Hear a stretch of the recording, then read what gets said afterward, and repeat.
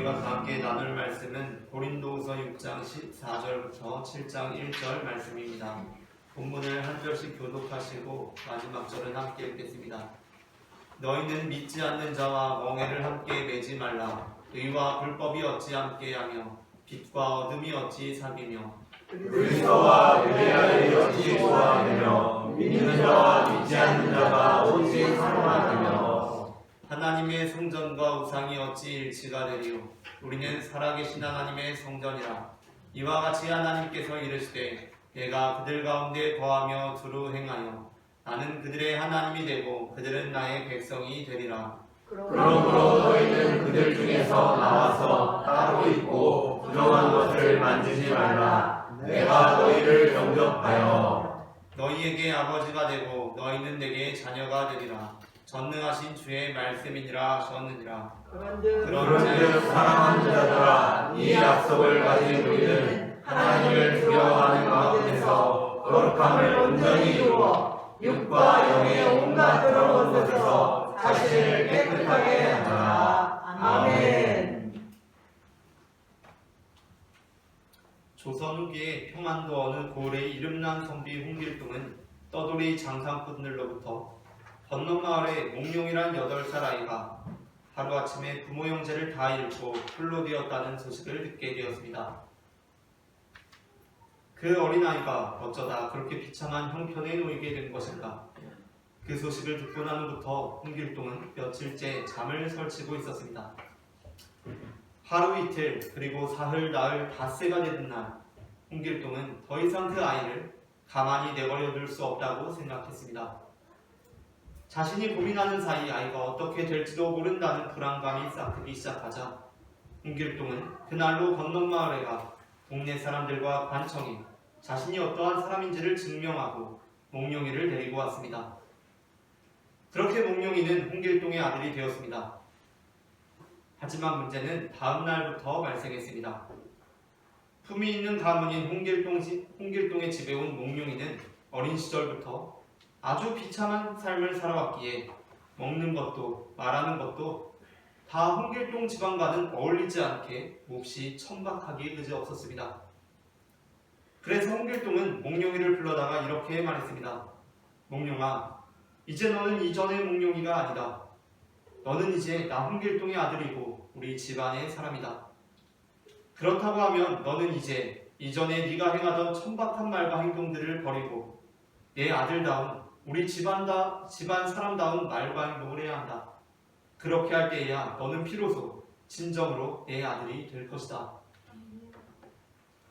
고린도후서 6장에서 사도 바울은 구약 성경의 본문들을 인용하면서 고린도 교회에게 너희가 믿지 않는 자들 중에서 나와서 따로 있고 부정한 것을 만지지 않을 때 하나님께서 우리의 아버지가 되시고 우리가 하나님의 자녀가 되리라는 것처럼 틀리는 말씀을 합니다.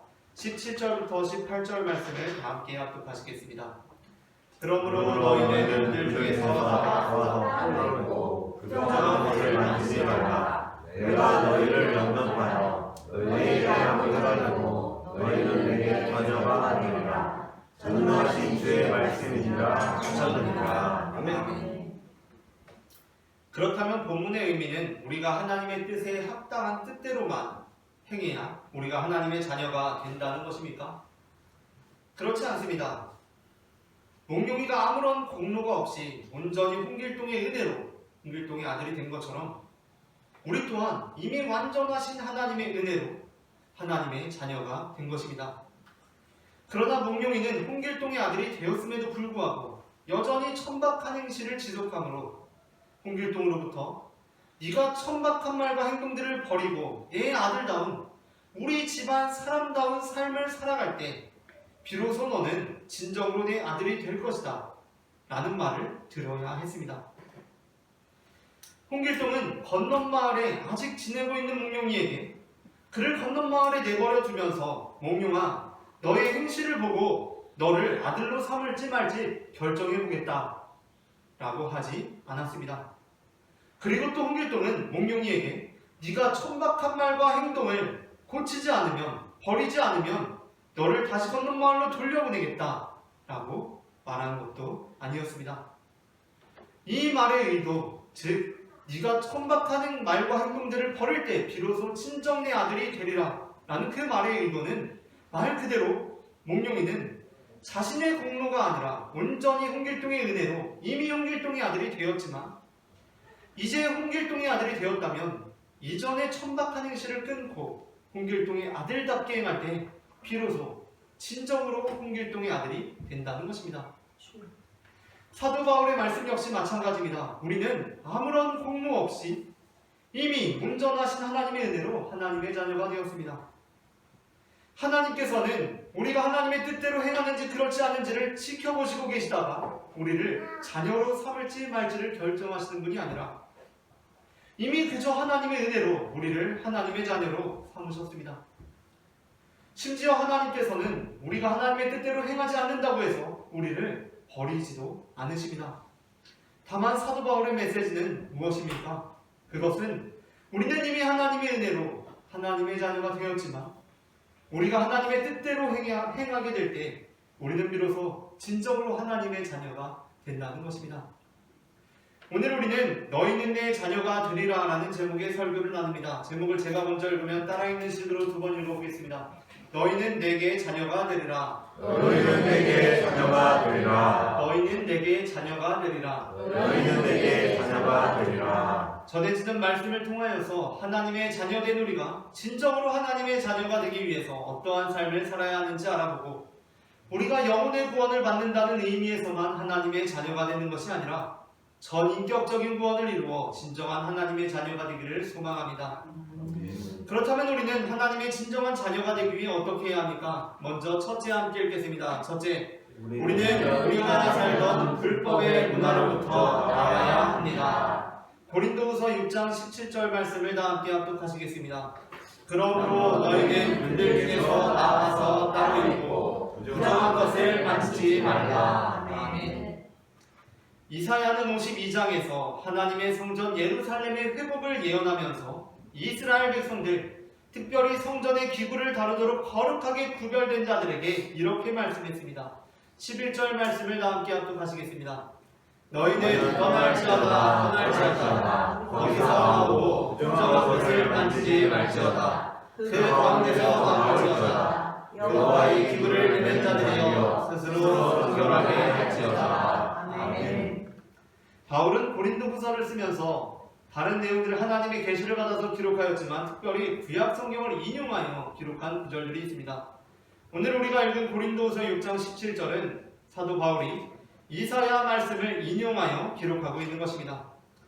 바울은 바로 이 이사야 52장 11절을 인용하여 우리는 어떻게 진정한 하나님의 자녀가 되고 하나님의 성전이 되는 것인지에 관하여 말씀합니다. 그런데 본문을 보면 고린도후서의 본문과 이사야 본문 간에 차이가 있습니다. 사도 바울은 분명히 구약 성경에서 이렇게 하나님께서 우리에게 말씀해 주셨다라는 언약의 메시지로 그것을 인용하고 있는데 그 말씀상의 차이가 있다는 것입니다.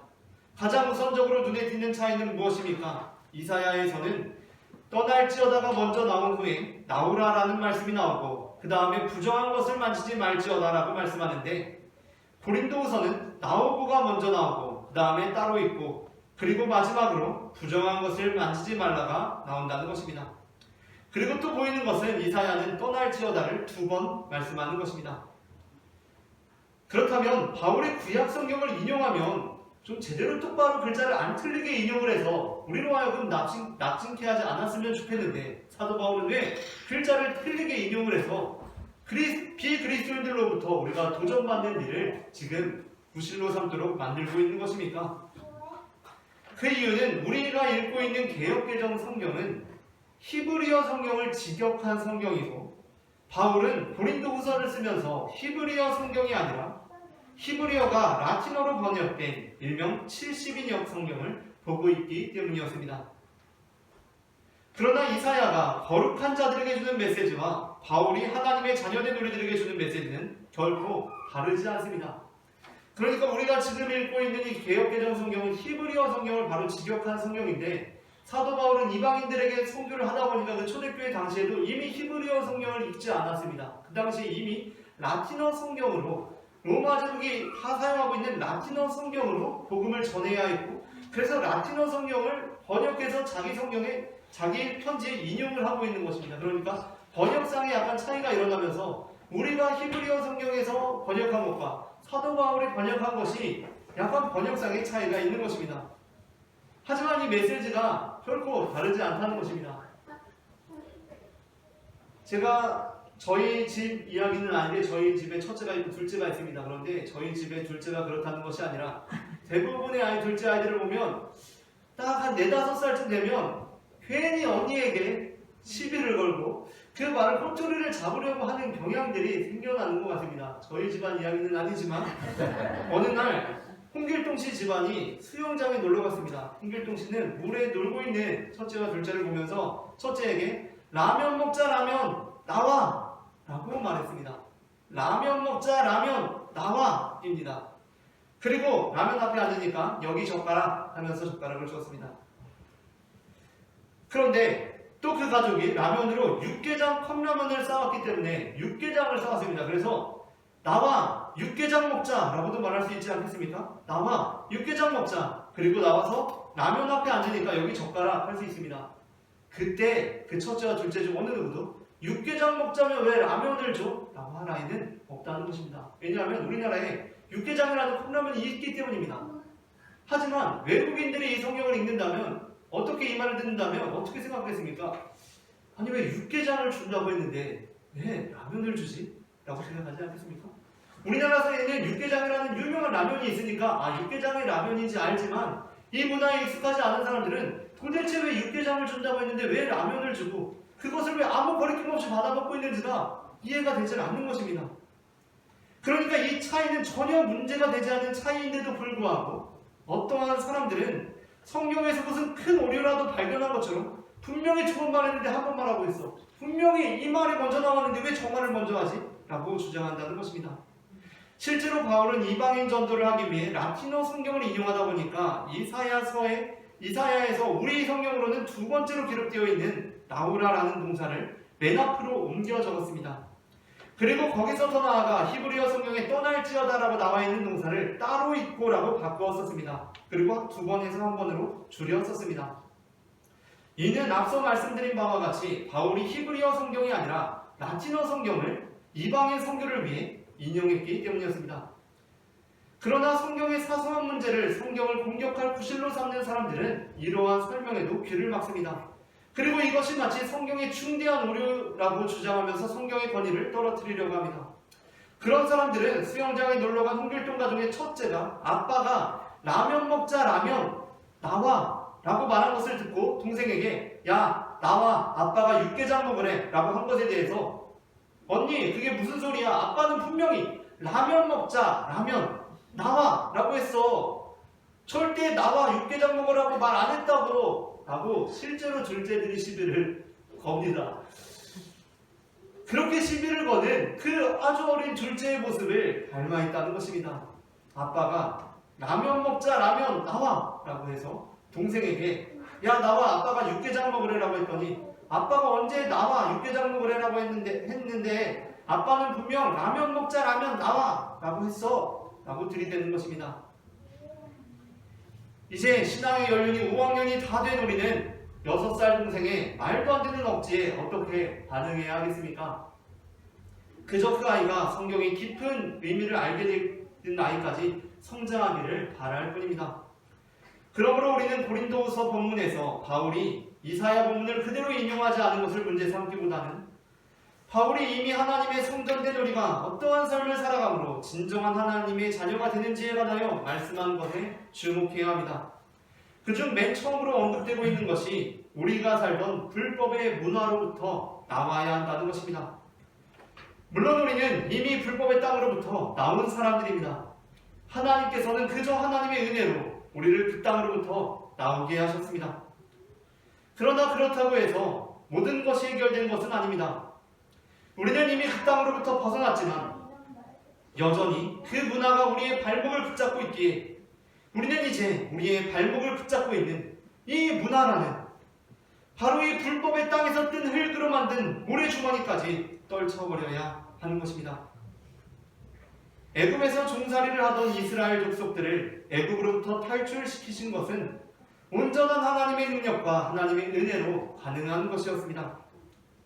엄청난 노동력을 제공하는 이스라엘 족속을 절대로 내보내지 않으려고 하는 바로를 10가지 재앙으로 떨쳐내고, 그리고 또 애굽의 군대가 뒤쫓아오는 상황 속에서 맞닥뜨린 홍해를 갈라내면서 그 모든 우여곡절을 뚫고 애굽 땅으로부터 이스라엘 족속이 탈출한 것은 전적인 하나님의 은혜로 이루어진 것이었습니다.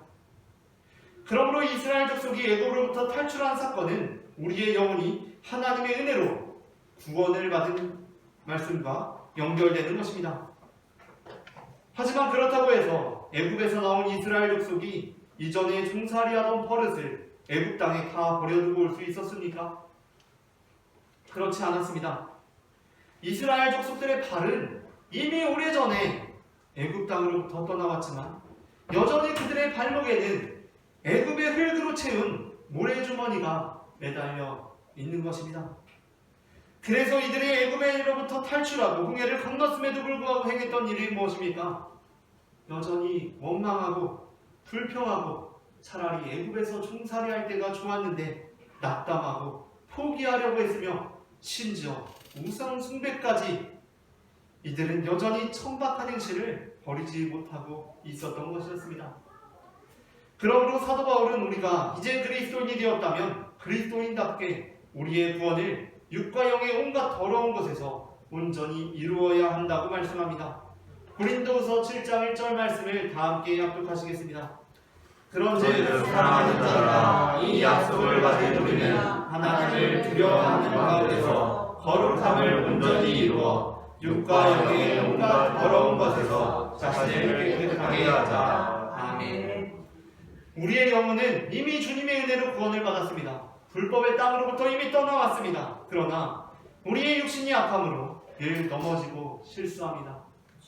그 애굽 땅의 흙으로 채운 모래주머니가 여전히 우리의 발목을 붙들고 있는 것입니다. 그 불법의 문화가 여전히 우리에게 영향력을 행사하고 있습니다. 그러므로 우리는 지금도 날마다 우리에게 족쇄를 채우는 불법의 문화로부터 떠나 나와야 됩니다. 하나님께서 이스라엘 족속들에게 원하셨던 감사와 믿음은 우리로 하여금 불법의 문화로부터 나오게 하는 유일한 덕목들이 될 수 있습니다. 다음으로 둘째 함께 읽겠습니다. 둘째, 우리는 우리가 물리쳐야 하는 어둠과 따로 있어야 합니다. 고린도서 6장 17절의 두 번째 부분까지를 제가 읽겠습니다. 그러므로 너희는 그들 중에서 나와서 따로 있고. 아멘. 다시 한번 합독하시겠습니다. 그러므로 너희는 그들 중에서 나와서 따로 있고. 아멘. 그리스도인은 세상으로부터 벗어나서 속세를 떠나서 사는 사람들이 아닙니다.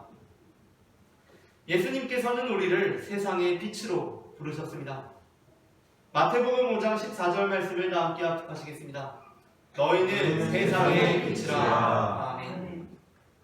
그렇기 때문에 우리는 세상 가운데 세상과 함께 있어야 합니다. 어두운 가운데의 등대처럼 밤하늘의 별처럼 빛나는 존재들이 되어야 합니다. 그런데 그렇다고 하니 적지 않은 그리스도인들이 밤하늘에 떠있고 어두운 가운데 살아가고 있는데 그들과 너무 잘 어우러져서 별의 역할을 잃어버리고 등대의 역할을 상실하고 똑같이 어둡게 되어버렸습니다. 하지만 그것은 우리가 세상 가운데 세상과 함께 있어야 한다는 하나님의 말씀을 오해하는 것입니다. 우리는 밤하늘에 있어야 하는 것이 분명하고 어두운 바다 가운데 있어야 하는 것이 분명하지만 우리는 그 가운데 별처럼 등대처럼 빛나는 존재로 있어야 하는 것입니다. 그리스도인들은 바벨론에서 포로 생활을 할지언정 그들과 구별된 삶을 살아가는 다니엘과 그 친구들이 되어야 했던 것입니다. 다니엘과 그 친구들은 출애굽의 은혜를 경험했던 것이 아니라 하나님의 뜻 가운데 바벨론에서 계속 살아야 했습니다. 그러나 그들에게 맡겨졌던 분명한 사명은 무엇이었습니까? 그 가운데 바벨론에서 포로 생활하면서 바벨론 문화에 물드는 것이 아니라 그 가운데서 구별된 삶을 살았던 것입니다. 우리는 세상 가운데 세상과 함께 있습니다. 그러나 빛과 어둠이 사귈 수 없듯이 우리는 세상과 어울릴 수가 없는 존재들입니다. 고린도후서 6장 14절 말씀을 다 함께 읽겠습니다.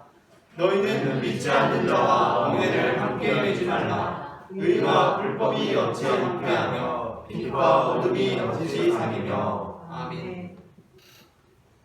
너희는 믿지 않는 자와 멍에를 함께 매지 말라는 말씀은 보통 그리스도인의 결혼에 관한 문제에 자주 적용되는 말씀입니다. 대부분의 신앙의 선배들은 아직은 결혼하지 않은 어떤 결혼하는 후배를 바라보면서 만일 그 후배가 믿지 않는 자와 결혼을 하려고 하면 이 본문을 들어서 그 결혼을 다시 한번 신중하게 생각해 볼 것을 권면합니다. 그러나 이 본문은 당연히 결혼에 적용되어야 하는 것이 마땅하지만 단지 결혼에만 적용될 본문이 아닙니다. 사실 이 본문은 우리의 일상생활의 모든 영역에 동일하게 적용되어야 하는 본문입니다. 신명기 22장에서 하나님께서는 이스라엘 족속들에게 소와 나귀에게 한 멍에를 메어서 밭을 갈지 말라고 말씀하셨습니다. 10절 말씀을 다 함께 합독하시겠습니다.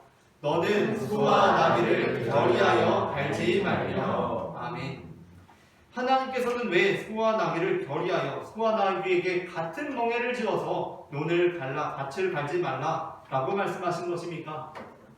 하나님께서는 고대 근동의 다른 이방신들과 같이 이들에게 물질적인 풍요로움을 주기 위해서 농사를 어떻게 하면 잘 지을 수 있는지 농사하는 법을 가르쳐주고 있는 것입니까? 그보다도 이 말씀은 우리가 신앙인으로서 어떻게 살아가야 하는지에 대한 의미를 담고 있습니다.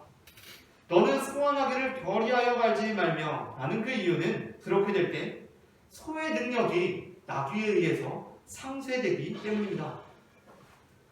소는 나귀라는 동물보다 본질적으로 본능적으로 원래 훨씬 힘도 세고 보폭도 큰 동물입니다. 그러니까 소는 사실 나귀하고는 비교할 수가 없을 정도의 힘과 능력을 가지고 있는 엄청난 존재라는 것입니다.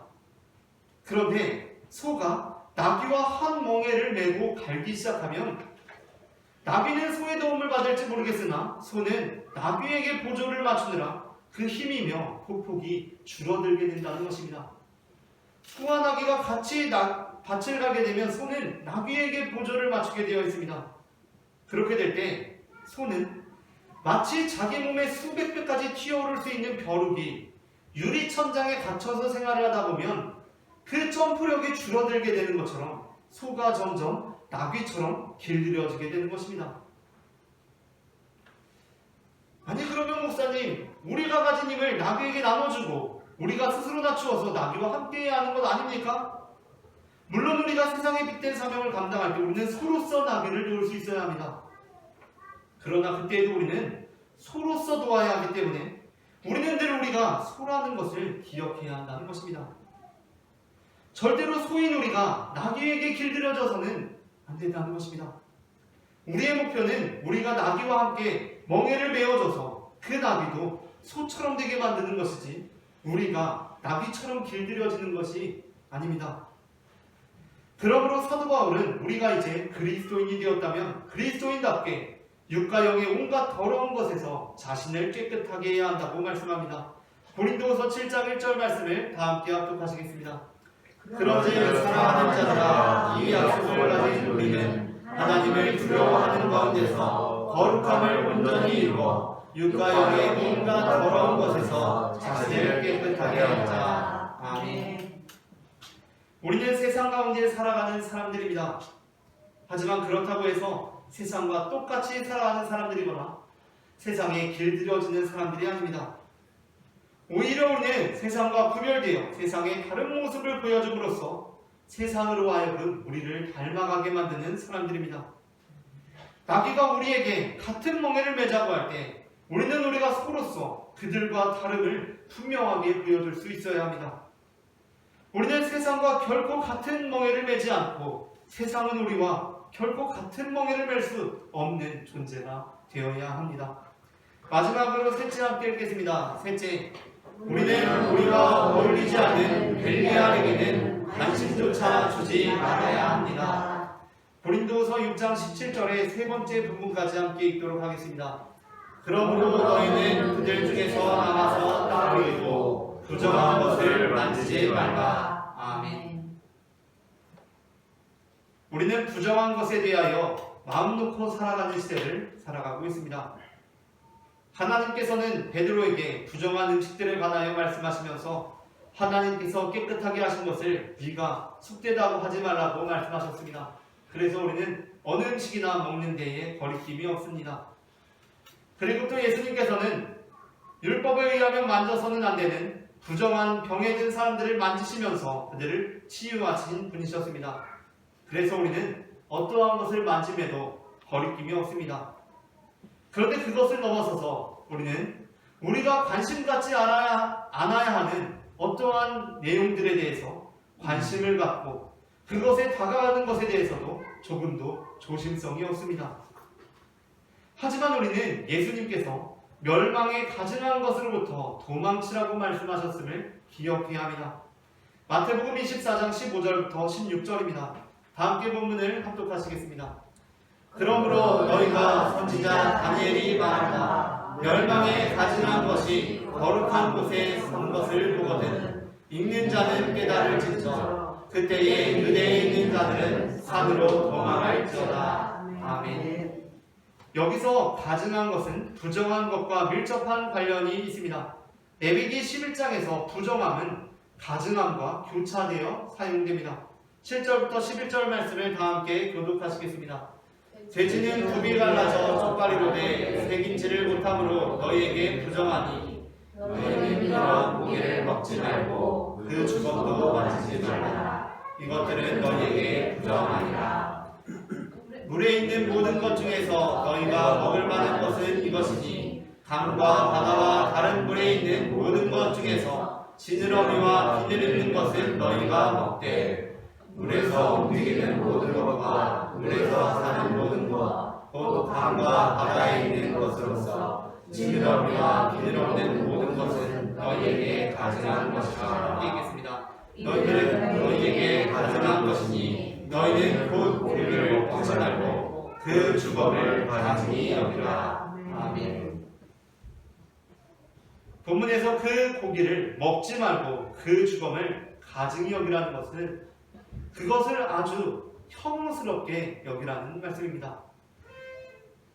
온 우주와 이 모든 온 땅은 하나님께서 우리에게 주신 거룩한 것입니다. 그런데 그 가운데 부정한 것, 가증한 것이 있으면 우리는 그것을 먹지 않는 것을 넘어서 거들떠보지도 않아야 합니다. 이 시대에도 우리가 만지지 말아야 하는 부정한 것들은 엄연히 존재하며 우리가 그것을 만지지 않는다는 것은 그에 대해 일말의 관심도 주지 않는 것입니다. 고린도후서 6장 14절부터 16절은 우리가 하나님의 성전으로서 함께할 수 없는 것들에 관하여 이렇게 말씀합니다. 본문을 다 함께 한 절씩 교독하시겠습니다.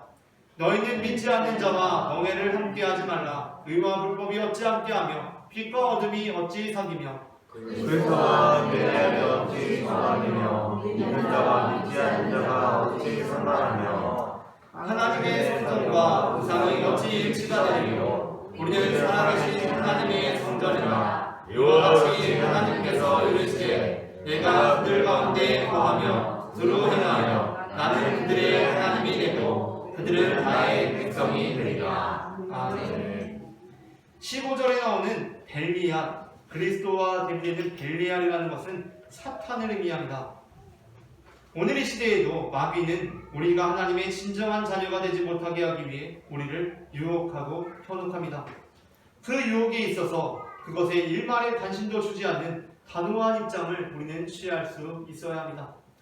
사울이 이스라엘 민족을 다스리고 있다가 이제 사무엘이 죽게 되었을 때 사울은 흩어진 이스라엘의 민심을 잡기 위해서 이스라엘 땅에 여전히 남아있던 모든 우상과 무당들, 이방의 신전들을 다 무너뜨리고 그들을 다 이스라엘 밖으로 내쫓습니다.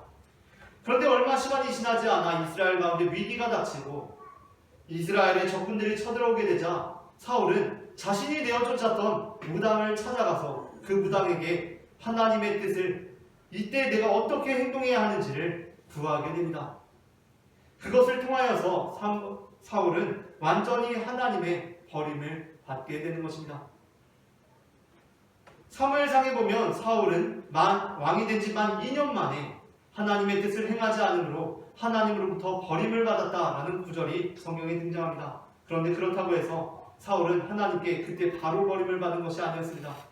왕이 되고 2년 만에 하나님의 버림을 받았다는 말씀을 받았는데 사울은 이스라엘을 40년을 통치했습니다. 그 본문이 의미하는 것이 무엇입니까?